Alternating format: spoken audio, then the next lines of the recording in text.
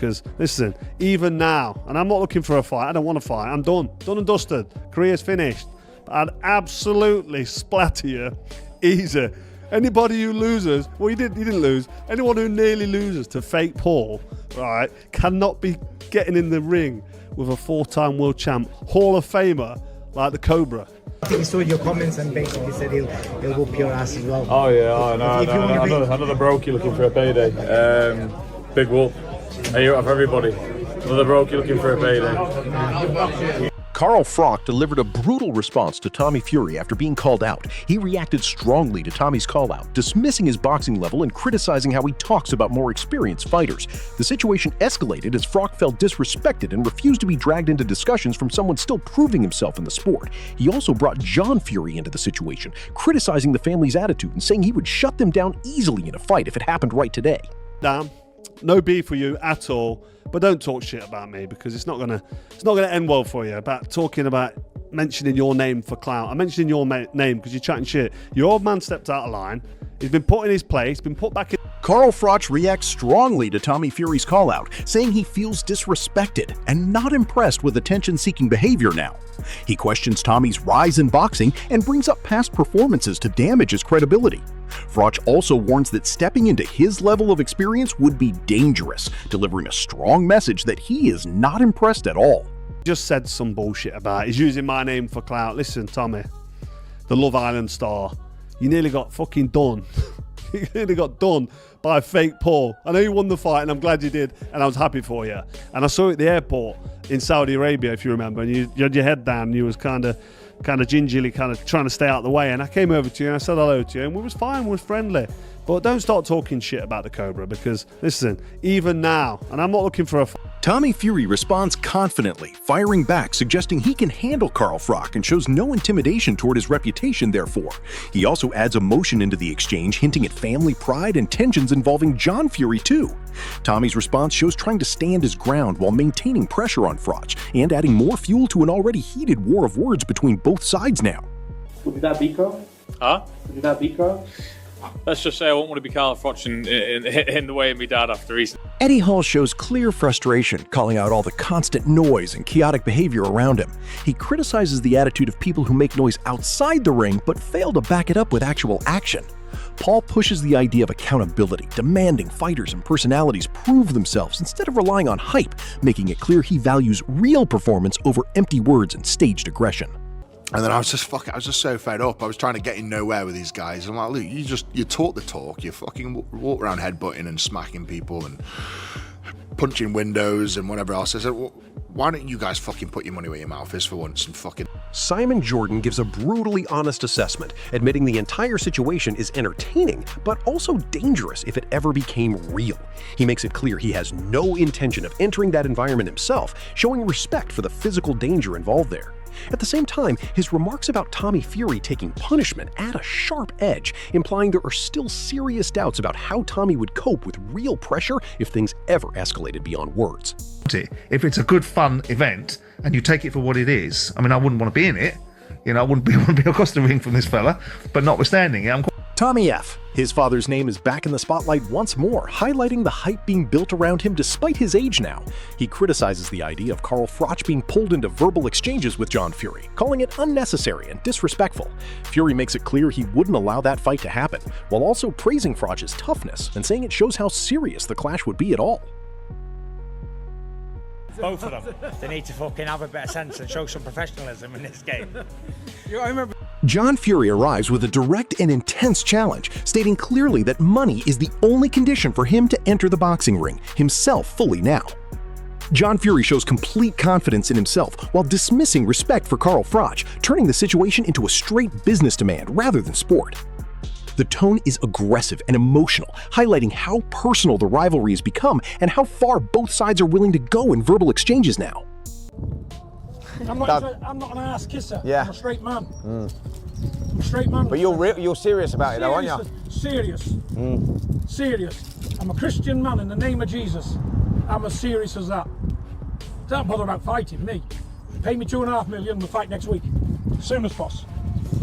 I don't need it. The weight analysis provides a detailed breakdown highlighting John Fury's age while questioning how long he could realistically survive against someone like Carl Froch today. He focuses on stamina and physical decline rather than emotion, suggesting the fight would clearly be one-sided if it happened. The comments deliver a reality check to the hype, exposing the gap between confidence in talk and actual in-ring endurance at this stage of their careers. I love this dude. I love that John is just so confident in himself. He would gas inside of 2 rounds. 2 rounds, but if he even made it 2 rounds with Carl Froch, he would gas probably in the first round. He's 60 years old. I'm not saying he couldn't hobble about for 4 rounds or something, but he would be gassed inside of 2. Because the way that John runs is not the way... Johnny Nelson takes a balanced stance, acknowledging Carl Froch's ability while also explaining why the fight may never actually happen. He suggests Froch still has the physical tools to perform if he fully commits, but hints that hesitation or mindset could hold him back. The analysis adds depth to the debate, showing that while the matchup is possible in theory, real-world factors make it far less likely to happen. Who's been paid to fight. He's used to getting money for knocking guys out. I'm sure if they put enough knocks in front of Carl Froch, in front of Carl Froch, then he might rise to it. But he ain't going to rise to it if there's no money on the table, if there's no end goal. If you want to punch up, you can go out in the street. Saying Duke McKenzie notes that Carl Froch's motivation has long been connected to being properly compensated and having genuine purpose inside the ring. He suggests Froch would not engage in any fight unless there is clear financial or competitive motivation behind it present. The analysis also downplays idea of a street-style clash, reinforcing that Froch operates within structured professional mindset rather than chaotic emotional confrontations outside sport at present time. Like, Carl's a genuine, like, world champion level fighter, and he's actually bigger than you'd think, right, when you meet him. He's a lot younger than John, and his peak was outrageously good, right? And he's kept himself in shape. And even now, I remember having a chat with Eddie Hearn, like, about, like, you know, what fighter you've met is, like, the toughest fighter. And he said to me, like, if I'm ever in a bit of bother, the man I want standing next to me at a pub or whatever is Carl.